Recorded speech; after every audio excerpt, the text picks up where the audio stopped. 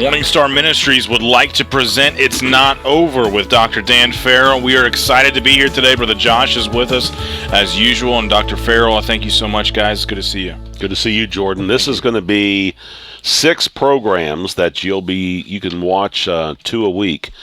And what we're going to be doing is who really assassinated Abraham Lincoln.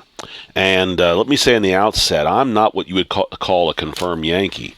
Whoever wins the war writes the history books. Right. And so I do believe that the North has been unfair towards the South. People say, well, who lost the Civil War? Well, both sides did. America. America did. It's good to abolish forced slavery. That's a good thing, right? But it wasn't about that. It was about state rights. And if we had those state rights, if the South would have won, we could have perhaps had state rights. In fact, Robert E. Lee didn't even want to bust up the Union. He just wanted to enforce state rights, and he didn't want to go, announce war to Virginia. He couldn't see, how can you do that? How can you fight against your state? And so today now we have a big octopus called the central government, the federal government. And it's become too big. It's a monster. And now I don't think you could call us a constitutional republic. Not anymore, because the Constitution is just a relic. Right. And then the other issue is I don't even know if you could call us a pure democracy now anymore. No, not with the way that President Obama just issues executive orders. Right. And California with same-sex marriage and all this stuff, they don't care about the will of the people. Right. Yeah, they pass the laws, and then some judge comes in and just strikes down the law. Oh, this is unconstitutional. So right now we're basically a socialistic oligarchy, and it's a joke. And then, of course, the people who I think also are helping to rule this country is the liberal media. Oh, Yes. Yeah. And the schools. And, of course, the schools. And so it's, the tentacles of the devil has really destroyed America. The seeds, probably while men slept, go back to the Civil War era and post-Civil War.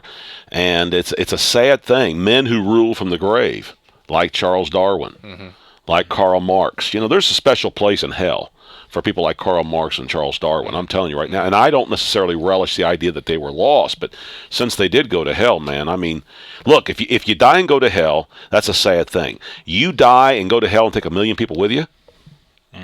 Or 2 million? Or 20 million? Are you kidding me? Those rascals.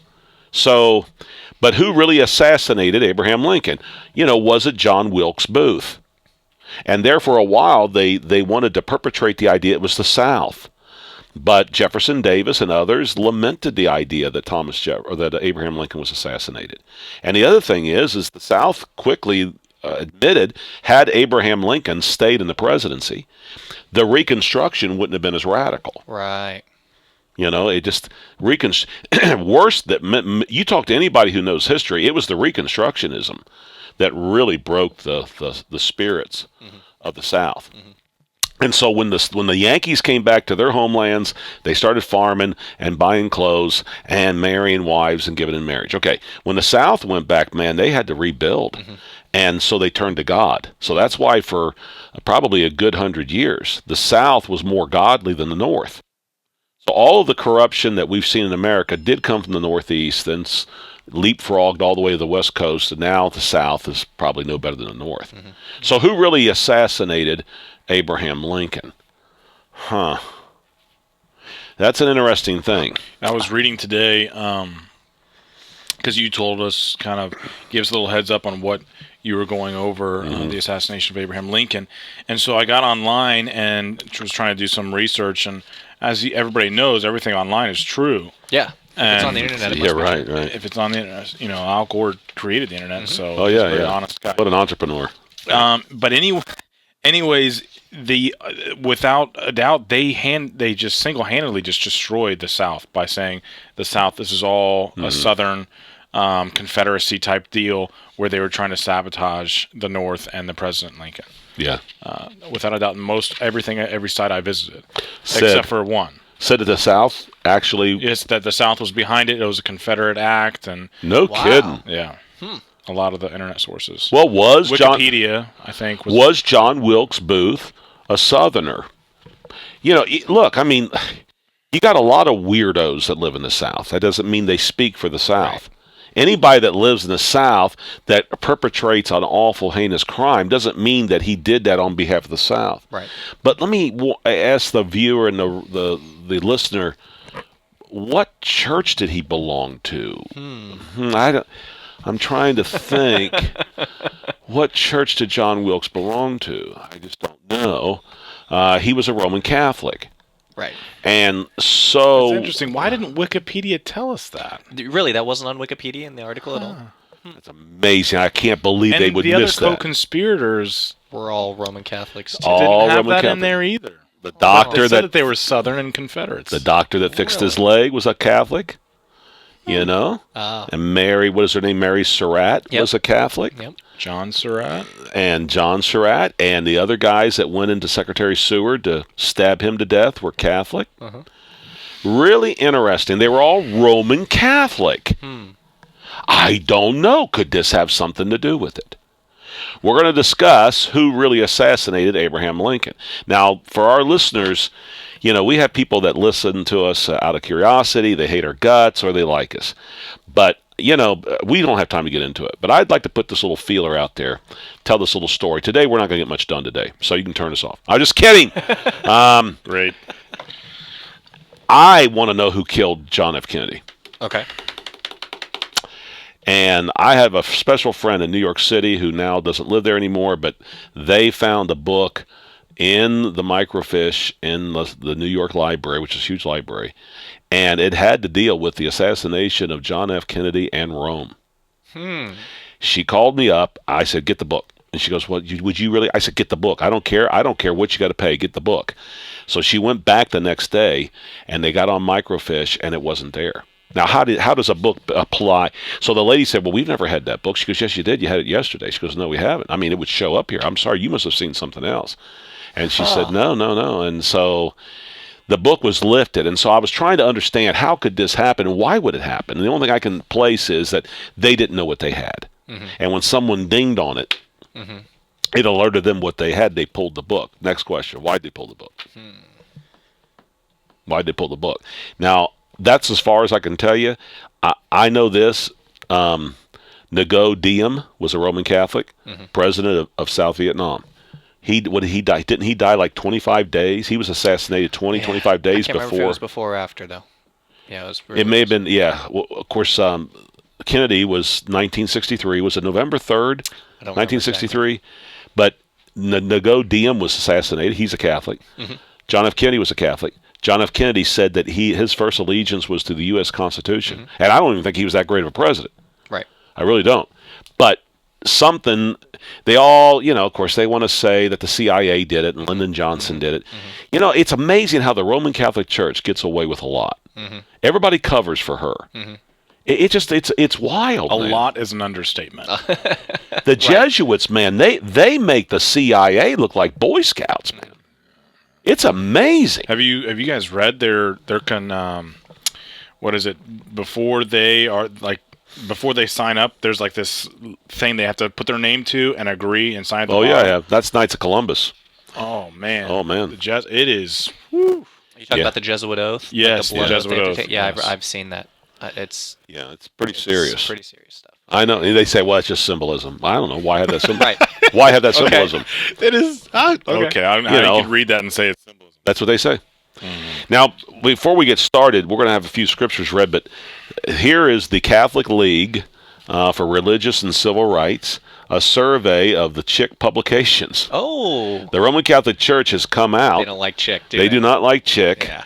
And they have come out, and it says, there is no real salvation in the Roman Catholic Church, from William S. Standridge, Born-Again Catholics en Masse. We learned that Catholics could not be born again, and so on. But they do a critique, and then it talks about the secret army of the Jesuits. It will surprise no one to learn that Jack Chick thinks he's a regular guy. In his infamous book, Smokescreens, Chick says there's been a multi-million-dollar campaign made through the media to convince people that I am a bigoted, anti-Catholic hate literature publisher. But this is nonsense, and so on. Just 2 pages after Chick makes this remarkable protest, he is not an anti-Catholic bigot. He writes of the Eucharist, I call it a little Jesus cookie. Now, okay, he does. That doesn't mean that he's an anti-Catholic bigot. I'll tell you, Like Jack Chick's the first person to denounce the Eucharist. correct. And the other thing he's the is, very first which person is to, like, worse, him calling a little Jesus cookie, Right. or some priest holding up, "Behold thy God, thy Lord." I mean, which is worse? He says it in just a little bit of humor, tongue in cheek. The priest actually believes it. Right. But anyway, I just want you to know that there is this, I don't know what you call this, a synopsis, a diatribe, if you will, of debunking the book 50 Years in the Church of Rome. Ooh. 50 years in the Church of Rome. And it's really interesting to read what the Catholics say. And I'm telling you what, the Catholics are on a full court press, man. These stupid Protestants and Baptists who just say, well, let's just get together and hold hands and love each other. Let me tell you, the Catholics aren't doing that. No. The Catholics, buddy, they are educating their people, and they are. I listened to this one guy. He was going to show why predestination and justification is all of the devil and is not, biblical. I mean, they're actually. I like that. You don't believe it, man? Tell us how it's wrong. Of course, the Bible's a razor blade. You're going to get cut on it. Can you imagine a Catholic trying to disprove a Bible doctrine? What a joke. Right. So we're going to be talking about this. Would you read for us 2 Thessalonians 2? And let's just start with 1 through 6. Now we beseech you, brethren, by the coming of our Lord Jesus Christ, and by our gathering together unto him, that ye be not soon shaken in mind, or be troubled, neither by spirit, nor by word, nor by letter, as from us, as that the day of Christ is at hand. Let no man deceive you by any means, for that day shall not come, except there come a falling away first, and that man of sin be revealed, the son of perdition, who opposeth and exalteth himself above all that is called God, or that is worshipped, so that he as God sitteth in the temple of God, showing himself that he is God. Remember ye not that when I was yet with you I told you these things? And now ye know what withholdeth that he might be revealed in his time. Okay. Now I wonder what religious figure would sit in a temple of God and claim to be God? You could say it's the Antichrist, but does that not fit the Pope? It definitely fits the Pope. And then Revelation 13, verse 11. Just read down verse 11 through 14, Jordan, if you would. 11 through 14. And I beheld another beast coming out of the earth, and he had two horns like a lamb, and he spake as a dragon, and he exerciseth all the power of the first beast before him, and causeth the earth and them which dwell therein to worship the first beast, whose deadly wound was healed. And he doth great wonders, so that he maketh fire come down from heaven on the earth in the sight of men, and deceiveth them that dwell on the earth by the means of those miracles which he had power to do in the sight of the beast. Saying All right, just stop there. Now notice the second guy, this is Batman and Robin, right? The second beast gives all attention to the first beast. We'll continue tomorrow on who really assassinated Abraham Lincoln. Don't forget this program. All right. I want to thank you so much for those of you who are tuning in and listening by way of YouTube sermon audio, or maybe you clicked on the link on Facebook. Thank you so much for being someone who is a supporter of us by way of listening and hopefully even educating yourself. I would say make sure you buckle up, because these next few sessions and programs we're going to be doing on this may be very enlightening, and you may be some of the history in which you were taught maybe reversed. At least that's the hope. And so please listen with an open mind and understand that what we're doing and what we're studying is very important. Please intrigue you to check out morningstarnetwork.org. Morningstarnetwork.org. That is our umbrella website. It showcases, I think, 5 different ministries in which Morningstar is a part of, and we share with Antioch Baptist College, Lakota Christian School, and a few others. You can support us, and we would love for you to do that, and you can kind of like cash in or invest in this ministry on that website. There's by way of PayPal, and we'd gladly ask that you please prayerfully consider that. Right now, Dr. Farrell's going to close with a few comments. We would like to say this, our dear Catholic friends, if you're watching, we do not hate the Roman Catholic Church, and we do not bash the Catholic Church because she's big and successful and so well liked by millions. No, it's truth that we're after. And dear Roman Catholic, this would serve you well, is to buy the truth and sell it not. Don't place religion over the Word of God. Jesus Christ is the only way to heaven. This is our message, and we beg you to listen tomorrow. God bless you.